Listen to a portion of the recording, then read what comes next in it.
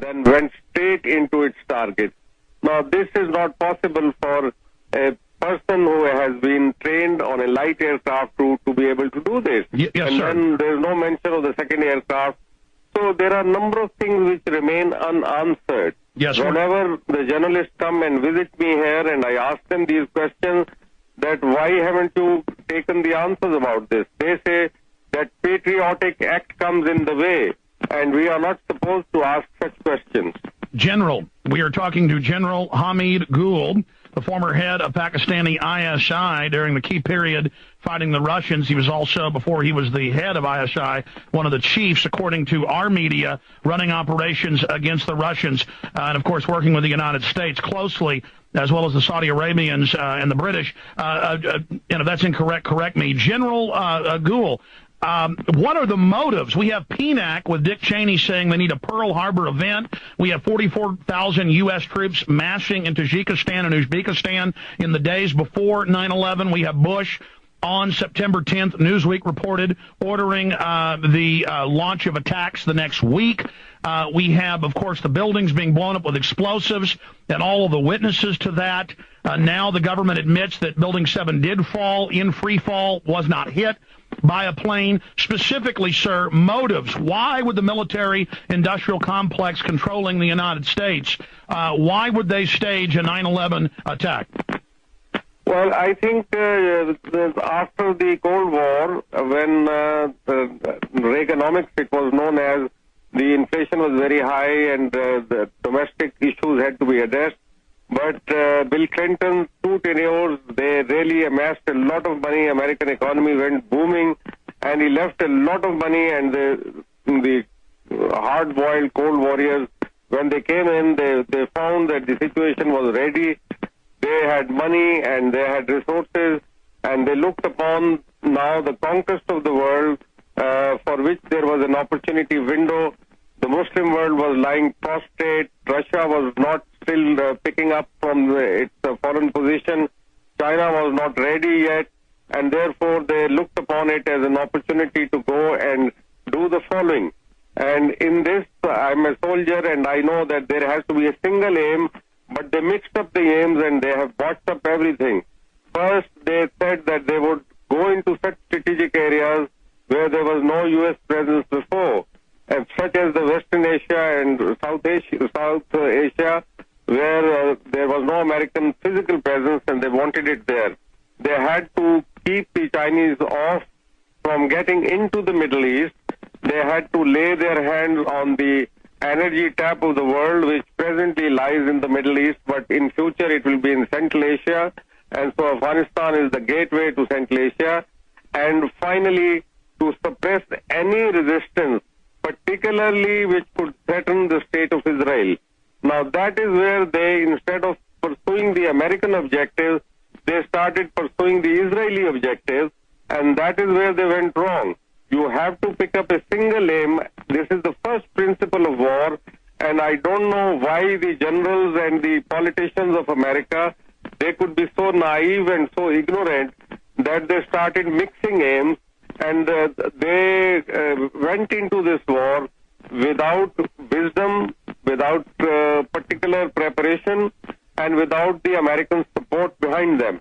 Because if they had gone to vote and asked for support from the American people, they would have never given this support. So they had to create a pretext, and this was the pretext that they created.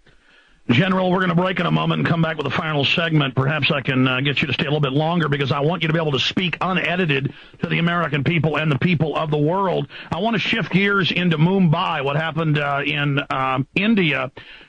Clearly the evidence of even the Indian intelligence chief, as you know, was saying that the Indian government was staging terror attacks on the train. An army captain was caught doing that and arrested. The chief of anti-terror was threatened. He was killed that day when it started in Mumbai. Now they have caught an anti-terror police officer giving cell phones to the supposed terrorists that they're saying came from Pakistan. We know the West is deeply in bed with some of the blocks of the former Mujahideen.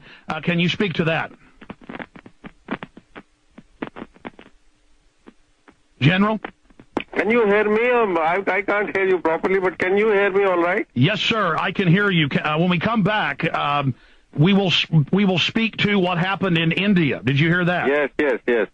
Good. Why they are staging terror attacks there, the evidence of false flag inside job in India. So when we return after this quick break with the former head of Pakistani intelligence, General Hamid Gul, joining us from Pakistan. I am coming to you from Austin, Texas, hence the phone troubles. We'll work on those, sir, during the break. We will be right back. My websites, of course, are Infowars.com and PrisonPlanet.com.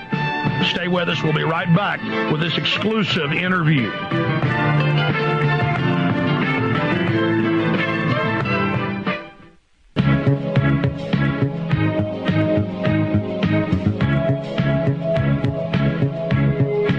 Everybody knows that the dice are loaded.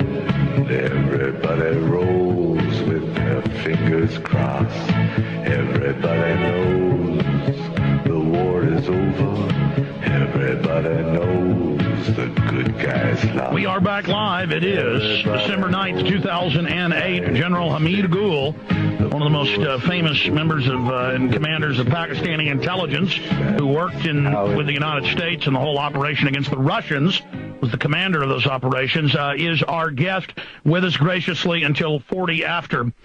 General, not wasting any more time, I listed earlier the fact that Indian intelligence captains in the Army have been caught in India staging bombings. That's Indian news.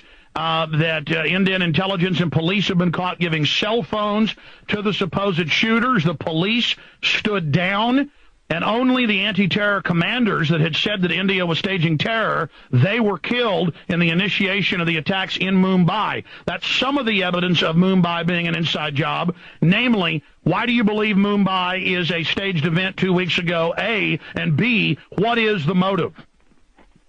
Well, the motive is very simple, that Americans want Indians to come on board with them in their war against terror, especially when they have run out of troops in Afghanistan. The NATO allies are pulling out. They are dragging their feet. They are not prepared to fight there, but they want to make it an Indian cause, and they want nearly 150,000 troops in Afghanistan. That is one reason where there is an American motive. There is an Israel motive, which is similar, that the Americans should not pull out of Afghanistan just because they are short of troops, so they must have more troops there, because if they go away without denuclearizing Pakistan, state of Israel will remain under perpetual danger. So they have an innate fear that Americans may lose heart and pull out of this region. They are already going out of Iraq, and if they were to go out of Afghanistan as well, this will be an unfinished agenda, and that Israel would be at the losing end. So the neocons and the Zionists, they together want to hatch a conspiracy so that Obama gets trapped into a situation where for next 4 years he'll keep on sorting out this imbroglio. As far as the ability is concerned, which is the other element, can you imagine that people traveling from Karachi in 2 rickety boats, they can travel all the way to Bombay and then go into action immediately and fight a battle for 72 hours, and there are just 10 of them, and in each group there were 2. This is impossible. They were carrying so much of munitions with them, and that munition lasted. They were fighting virtually the crack troops of the Indian Army for so long. And you know that in Narima House, the 5 Jewish hostages, they were killed by the Indian commandos. They were not killed by these people. So why would the Indian commandos kill them? And Israelis suppressed this information. It initially came out in one of the Israeli dailies, but then it was suppressed.